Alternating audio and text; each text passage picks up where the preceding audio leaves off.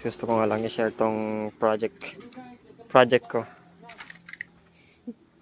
Ito yung project natin. Hindi ko na video nung simula niya. Ito yung Tamiya na wide body na ginagawa natin. Ayan. So, ongoing na nilalagay natin yung suspension. Pero nailagay na natin yung mga swing arm. Yan.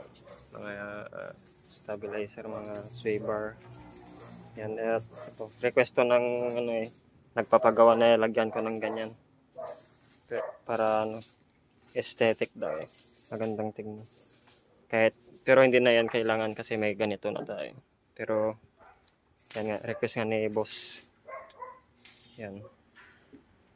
So, I'll update you guys sa next episode. Natin tong coilover niya. Yan. Lalagyan pa natin mga brace yan. Kapal na baka. Yan. Kung titingnan nyo guys, gagalaw yan eh. Huwag kayong mag-aalala. Magalaw yan. At yan, magbe-welding na tayo guys. At magka-cut. Na guys, may nakat tayong mga cardboards. Papaklatin natin dyan. Para walang labis, walang kulang. Yan. Para dyan ito takip natin para mas matibay siya. Yan, nalagay natin dyan brace. Ito nga, nauna nating nakat ito. So it's cutting time. Cut na nga natin guys itong mga bakal na to. Grabe yung sakit sa balat guys, yung mga talsik ng bakal no. Sakit. Hindi ako nagre-reklamo guys, kino-complain ko lang na mahirap mag-grinder. Okay, it's welding time. Welding.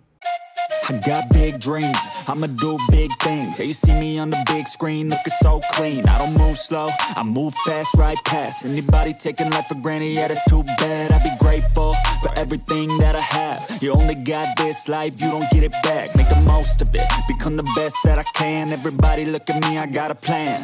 You gotta work hard, play hard, do it from the start. Cause how you do anything is everything is art. Stay consistent and do it every day. Don't let fatigue get in your way. Cause 10% of something is better than nothing. You better do something if you wanna be something. I can feel my stomach rumbling, I'm hungry. Big things coming, I ain't bluffing, yeah. No, I don't wanna stay the same, yeah. So I keep pushing through the pain, yeah. That's the only way to make a change, yeah. So I fight every day and train, yeah. It'll all be worth it. One day it'll all be worth it. So I keep pushing through the pain, yeah. Na nga yung welding natin. Yan nga. Don't judge me guys, hindi ako nag-aral mag-welding. Nanood lang ako ng YouTube. Ayan. So, kung may masasabi man kayo or advice, mag-comment lang po. Ayan. Thank you for watching.